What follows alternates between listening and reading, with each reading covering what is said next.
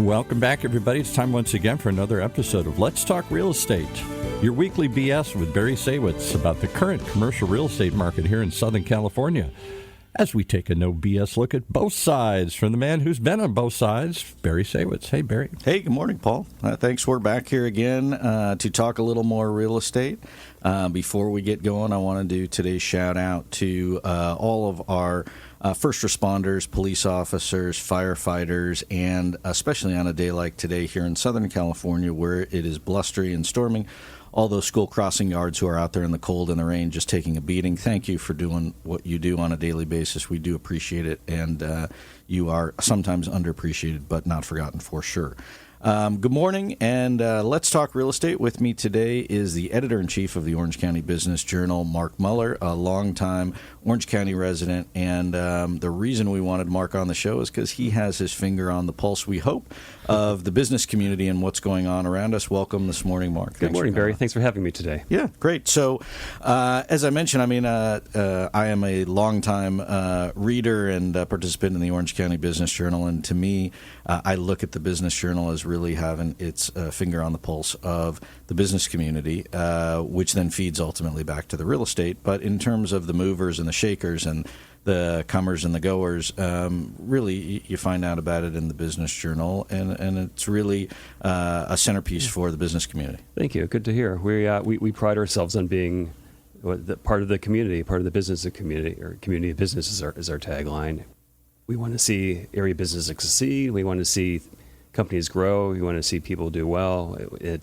And we love to point out, these great stories that are happening right in our backyard all the time. You couldn't ask for a better market to cover than Orange County. Yeah, and the business environment here. I mean, I'm from the Midwest.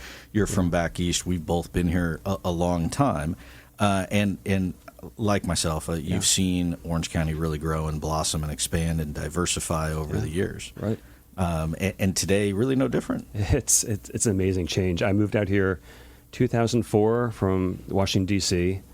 I had never heard of the city of Irvine at the time when I moved out here.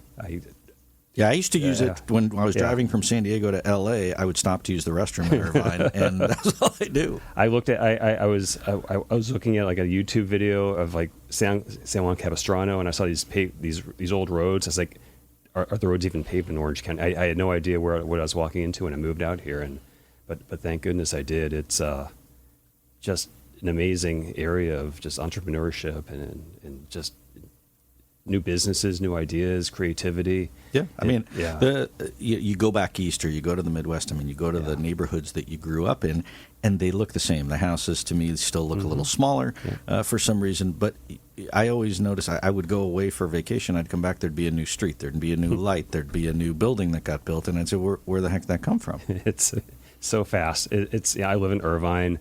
You go down Irvine Boulevard. Every month there's just more homes building, more roads. It's just fascinating to see the evolution of this area. And I believe, I'm curious as to your input, but the business owners who have their businesses here, or where they're a part of the community or a part of the demographic area of Southern California, they then themselves locate here, and then as they grow, you wind up seeing employees migrate to be closer to where the job is.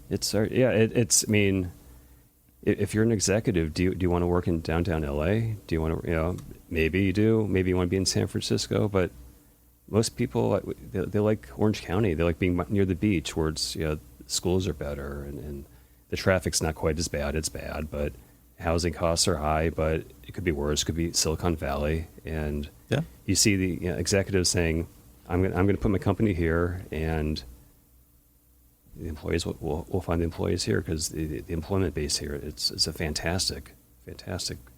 And over time, you wind up seeing really technical businesses and higher-end businesses located here, which then attracts higher-end employees, which then buy homes, which then just fuels the overall economy.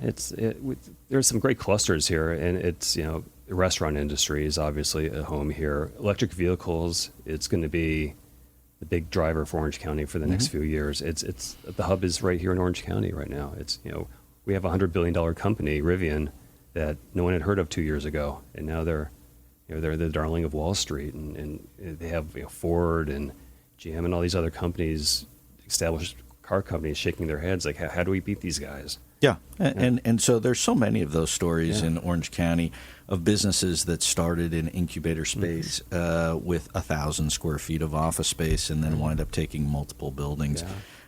And you see them even just around us here, around the UCI campus. Yeah, it's well, even some they come and they go. We're sitting here in an office that Broadcom used to use, and now they've moved on. They're all downsized, but we have Skyworks, a huge chip company right down the street. We have fintechs like Acorns right here in this campus. It's there's always someone that will come along. If a company leaves or moves town, there's 5 more ready to go. And even you look at the university, right? UCI, if you rewind 20 years, right? There was maybe 10 buildings, and now it is a full-blown campus. It's a full-blown campus, and good luck trying to get in there if you're a kid. It's hard. Yeah, I know it firsthand. And you look at the over 100,000 applicants to try and get into the school from all over the world. Yeah. It's not just a local place to go to school anymore. It's established. We're doing a story this week on it's a large Chinese medical device company. They're putting their U.S. hub here in Irvine because tell someone in China you have a base in Irvine that there's clout here. Yeah, and so let's rewind back a little bit. I don't want to focus on COVID too much because we keep talking about it, and I'm kind of sick of it, and it's not going away, and we're just going to have to make the best of it. But let's rewind 12, 18 months ago. Right. Really, you guys are dealing with the businesses. Everybody's struggling. Most people shut down, partially shut down, trying to figure it out. What is the story today that you're hearing versus what you were hearing a year ago? Oh, the resilience is obvious.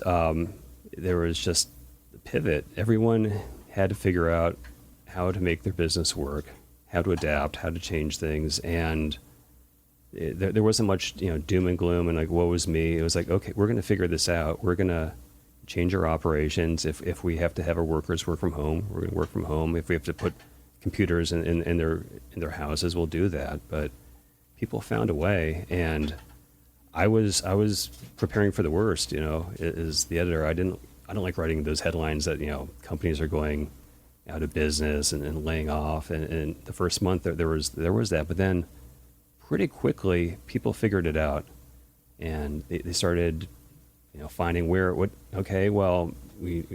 PPE things or medical devices or different kinds of healthcare technology. All of a sudden, there's opportunity, and Orange County is nothing but an entrepreneurial area. And I think that speaks to the diversity of the business base here in Orange County. One of the things that I was just really surprised with when I first moved and started doing business here was all the different kinds of companies. Mm-hmm. It's not like, hey, there's a row of chip manufacturers or there's a row of law firms.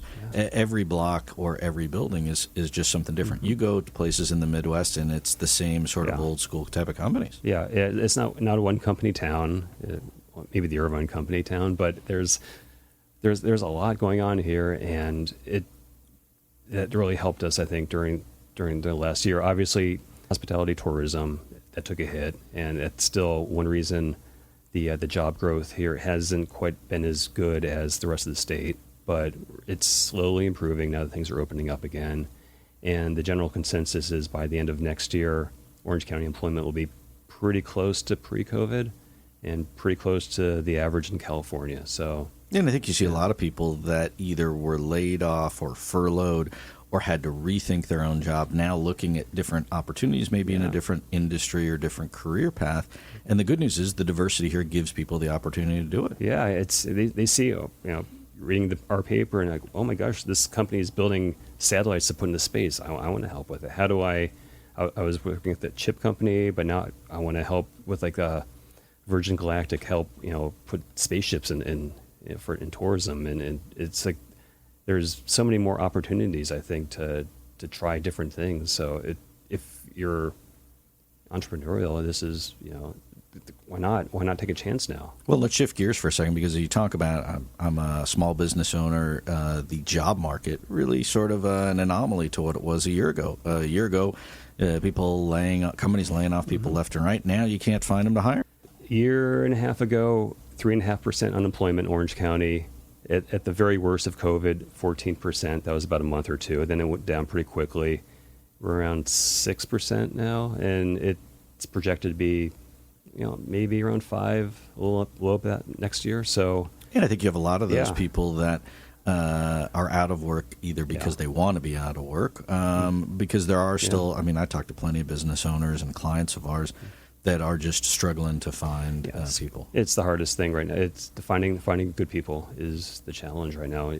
Are they here, or do you want to, can you attract them to come to Orange County if they're living somewhere which isn't as expensive to live? That's the challenge. If you're a restaurant owner, for example, or a construction company, it can be a challenge finding people. Yeah, and then let's sort of dovetail that into the real estate market. We'll tie it in a little bit. So the real estate market, and we've had guests on from all different walks of life, industrial, office, apartments, hospitality, and everybody's picture is that the market is hot in general, right? The office market's still struggling to come back a little bit, but the rest of it really off the charts. And everybody that we've had on the show, whether someone gave them a couple of bucks before they come in to pitch it or not, has basically said, look, the expectation is that going forward into 2022, it will continue to be on the up and up. We are not going backwards. We are not necessarily flattening out. And so with that said, I think that dovetails back to the cost of not only commercial real estate, but the cost of residential real estate. You have apartments, you have home prices all on the up and up. Yeah, I never try to make projections on the real estate prices because you never know what's going to happen. But how much further can go up? It's like, how much more can a house, like a 3-bedroom house in Irvine cost or anywhere? And you have to ask yourself, at what point does it level out, right? And so I get asked questions all the time. Well, when's it gonna flatten, or when's it gonna be a bubble? Maybe I should wait. And the problem is, and we've talked about it before, if you bought something a couple of years ago, you're a hero. If you locked in a lease rate a couple of years ago, you're a hero. And nobody knew then that it would continue to go where it went. I think the issue, though, is it continues to get more expensive to be in Orange County. And part of the reason is that people still want to come, right? I mean, and they're coming, like you say, whether it's from China, whether it's from other areas in the country. They want to be here, whether it's the weather, whether it's the diversity, or all the other things that Orange County has to offer. If you live in Silicon Valley and you come down here, you think it's affordable. Yeah. That's how we're going to get Or LA, yeah, right? Or LA. It's like less traffic and cheaper. Hey, it's not so bad. Yeah, it could be worse. So you come from Milwaukee, it's going to be a shell shocker, right? It's challenging, but I think the variable is interest rates next year. Yeah, they have to go up. They can't go down. So yeah, and then the question is, will that cause the real estate market to sort of compress itself? Yeah, I think Chapman economists are projecting a slight dip for housing prices, maybe 3%, 4% next year. So that's on the expectation of 2 rate hikes. Yeah. But I still think you're back to supply and demand, right? I mean, you still have very low vacancy on the apartment side, very low vacancy on the residential inventory, very low vacancy on the industrial, and you still, interest rates aside, you still have a supply and demand. It's the big home builders here, they'd be happy to build more if they had the entitlements. It just goes back to then the government and California and regulation, and there's the housing. The state has their mandates for improving the housing base. Does that eventually end up with more homes, more apartments, in the Great Park or in the Irvine Ranch? That's going to be an area we have to watch a lot in the next year. Yeah, and I think you're seeing a lot of properties either get torn down and repositioned, which we've talked about before for highest and best use. Oh yeah, it's near the airport. We did a story about 2 weeks ago. There was 15 million square feet of industrial buildings in a few miles within the airport. As of 10 years ago, it's down to 9. That's crazy. Yeah, and the question is, what did it go to? Yeah. And I think there's, if you rewind, there's been spurts where it went from industrial to creative office, right, or industrial to medical, and now it's apartments, right, or it's going to industrial again. Now it's back to industrial, right, and so build something for Amazon. They need more space, and they'll pay the freight, and so I do it, right. Yeah. So I guess you go with the wind and you go where the demand is. And nobody's got a crystal ball, but in terms of going forward, what are you hearing from people that you're talking to in the various different segments of the market, whether it's the home builders or the developers? Is it go, go, go? Do I continue to go forward with my projects, or are people still cautious? There's cautious because you just never know what the next big thing is going to happen. What if there's always something going on? No one would project COVID. So home builders, though, they're going under the expectation that it's not going to stop anytime soon. I think the same on the apartment side too. Yeah, right? yeah. You don't see anyone not. Prices being paid for apartments are through the roof. Through the roof, and for new product, even older product, it's not something that seems sustainable, but you never know. If you own a high-rise office, maybe you have some issues. That's probably the one. I don't think you're going to see high-rise office get built for new stuff in the short term. No. But I do think that you'll see the apartment side, and I do think that you'll see this sort of multi-purpose or specialized buildings continue to get creative built. office. Yeah. It's still going to be a draw where you can attract the younger employees and creative employees, and not have to worry about elevators, not have to worry about cramped spaces. But we're seeing that already now. Retail, I don't see many shopping centers being built anytime soon. No, and we're seeing some of them get repositioned in the same capacity. Yeah, to get turned, maybe knock those down, put some apartments there. Yeah. The older legacy malls, I think those is a relic, other than the few high-end ones here. Retail, it's restaurants, ghost kitchens, rather than restaurants. Maybe it's there's just different iterations of things are coming along. Class B offices, older buildings, I could see them getting knocked down for industrial again, for warehouses. And I think those will hopefully come back as the office market comes back. Yeah. But with the the stretch out of the COVID, you still have people working from home. Yeah. And but it doesn't seem to slow down the growth of the businesses. It might not be the most dynamic environment for people to sit on their couch in their pajamas. Yeah, you wonder about the collaboration. Right. And, it's just that's just the truth. People can say I'm as productive working at home as I was in the office. That's probably just not true. I think that varies person to person. And I think it varies industry. You can work hard. You can work longer hours, but you're not. There's just not, if you don't have the interaction with other people. I tend to agree. Yeah. Supply chain. Yeah. Is it do you see that dissipating? Are you hearing it from people? I know on the real estate side, everybody's living it. Just getting a bag of grass seed or some wood to build a fence, really a challenge. Yeah, next year I expect it to be a challenge throughout the course of next year. It's a matter of getting more people back into the workforce. I think ultimately, it's beating down COVID that encourages people to come back to work. That'll get the plants, manufacturing more, and just the whole cycle will be improved. But immediately, I think if you live along the coast, you'll see those ships piled up for a while. Yeah, and they're still out there, and they're holding everybody's stuff up. So, yeah. And what about Sacramento? What about Washington, D.C.? I don't want to get too political, although we'd probably attract some new listeners and viewers. But the government does play a role in what's going on, right? So here we sit, real time. Governor just announced yesterday, tomorrow starts an indoor mask mandate statewide. 9 states have done it and jumped on board. You have a spending bill that's been held up in Washington. And do you see those kinds of things impacting what happens here in Orange County, or are we a little bit of a bubble in our own world? I think we just kind of learned to ignore it. It's like you expect state to do things that don't necessarily make sense, or they'll throw more obstacles at us, and it's just the business's job to kind of just work with it. I don't think it's going to drive out business. Any company that leaves town, they'll use that as an excuse.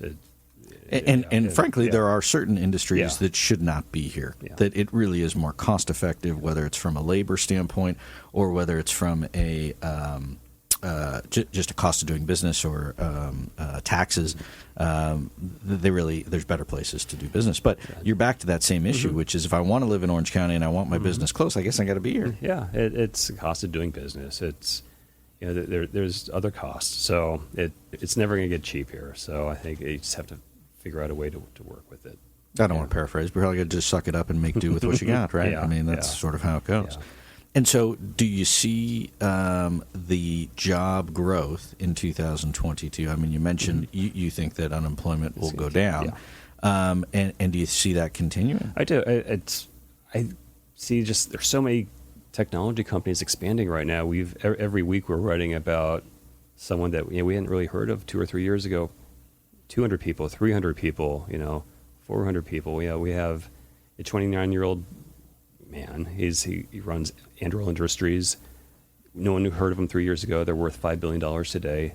They're moving into a new office campus, 600,000 square feet. They're going to be hiring 1,000 people here. That's crazy. It came out of and where do those people come from? Either they're going to hire them from out of the area, or they're going to poach them from other industries. Yeah, and he says, I set up here because people don't want to work in Silicon Valley. They'd rather work here. I want people that want to live in Southern California. Yeah. It's a great story, and it resonates, and there's more of those out there. So, and is there an industry or industries that you're seeing more and more? Obviously, the tech is certainly one of them. But what about healthcare, medical devices? Orange County is just a medical device hub for the world. Edwards Life Science, one of our biggest companies, they're expanding. They're adding hundreds of people here locally. There's companies that do business with Edwards. There's Massimo. They make home monitoring devices that were used during COVID. They've been doing great. There's the eye industry here is it's second to none in terms of like new technologies. Or Glidewell with dental. Glidewell dental. There's so many. Just any kind of products there. If you look into it, it's probably made here, or the basis here. And to me, it seems like if you go back a little bit to the aerospace industry, the aerospace industry was so big, and all of the companies that were doing business with those big companies, whether it's Boeing or Lockheed or what have you, they all needed to be close to them, so they would locate here. And I think you have the same thing going on with some of these smaller suppliers. You're seeing that. You're seeing the hubs here, these kind of medical devices. You're seeing chip makers. You're seeing electric vehicle companies. You're seeing, I never heard of this until 6 months ago, electric flying passenger taxis are going to be built here in Orange County. There's many companies. I don't even know what that is. Exactly. It's like right up Blade Runner. Sounds like a ride at Disneyland. It's like you don't want to get in a car in a taxi and take a 2-hour ride to LAX. Flying taxi, hovercraft. Hovercraft will come pick you up and take you there in 20 minutes. Sign me up. Give us like 5 years. You'll start seeing them here. And that's all good stuff. I mean, you don't see, right, hey, I'm making coal, or I'm making, old-time type of manufacturing. And I think that's the difference when you look around the country and you go to other markets and other cities. They don't have the vibrance, I think, that we have here in Southern California. There's back office, the mortgage industry has long been a home here, and they'll continue in one way or the other. And there's jobs like that. But I'm just always just amazed by these new businesses and the concepts that are emerging here, that drug makers and aesthetics companies, and there's not a shortage of companies for us to cover. And do you find that there's a migration from L.A. and from Inland Empire to Orange County for different reasons, or is it really just companies that start out here and then all of a sudden they get big and they go, hey, we're going to grow? I think that's next year. Let's keep an eye on that, because when people start returning to the office, do they want to return to the office in L.A. or do they want to come into? And we've had people on with the short-term rental business saying, hey, the majority, at least during COVID, of their business is people just want to get out of L.A. for the weekend, right? Because they don't want to deal with it. Those expensive homes on the coast, they're getting bought by people in L.A. that for a second home, or to move, Maybe they put their next company here. So I don't think we have to worry about losing business to L.A. And I think that while Orange County is land constrained, there is no question. There is still, like you say, opportunity for growth here. There is still the dynamics of the labor force, the workforce, and I think if we dovetail that back into our theme of commercial real estate, I think that's just going to hold the markets together as we move forward. It always rebounds. It's Orange County. It's just a home to commercial real estate. It's every you walk down the street in Newport Beach, and every third person is in, we'll say, they're real estate. Well, look, anybody who bought a home a while ago and it's worth more, they're an expert in real estate. Exactly. So there's a lot of experts out there. And so sometimes, they it goes to the extremes. They'll, something bad happens, it's the worst thing that ever happened, or something changes and it's the best market ever. But so there's some wild swings here, but over the long term, the growth is always upward here. It's just they're not building more land. Yeah, no, I agree. So we've just got a minute left. I guess for our viewers out there and for our listeners, what is maybe one thing that you would suggest to them to watch going forward that you think will have a major impact, or one of the bigger impacts for 2022? I think just clean energy, advances in that, new technology. That's new battery powered things for cars. It's going to make a lot of people a lot of money here in Orange County next year. Do you think that's an industry to watch? Absolutely. And what about just the segments of the market? Is interest rates really kind of a big one? It'll have an impact. I don't think it's gonna. I don't expect inflation to get out of control next year. I think it's already out of control. I don't know how much worse it can get. But perhaps you're right there, but I think hopefully next year things stabilize a little bit, and it's been a wild ride the last 2 years. So yeah, I'm looking forward to a relatively stable year.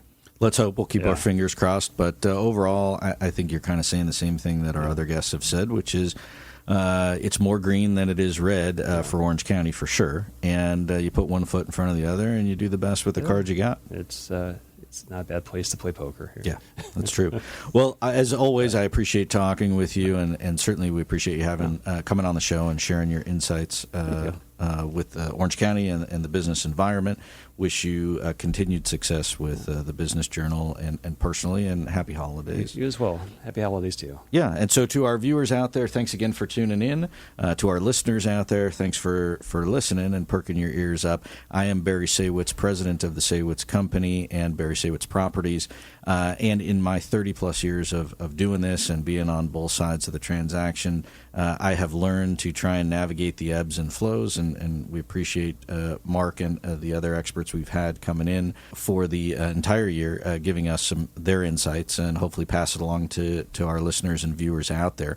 And so we wish everyone out there an early happy holidays. To our producer, Sophia, and to everyone here at OC Talk Radio, thank you for what you do. I am Barry Saywitz. We will see you next week. Let's talk real estate.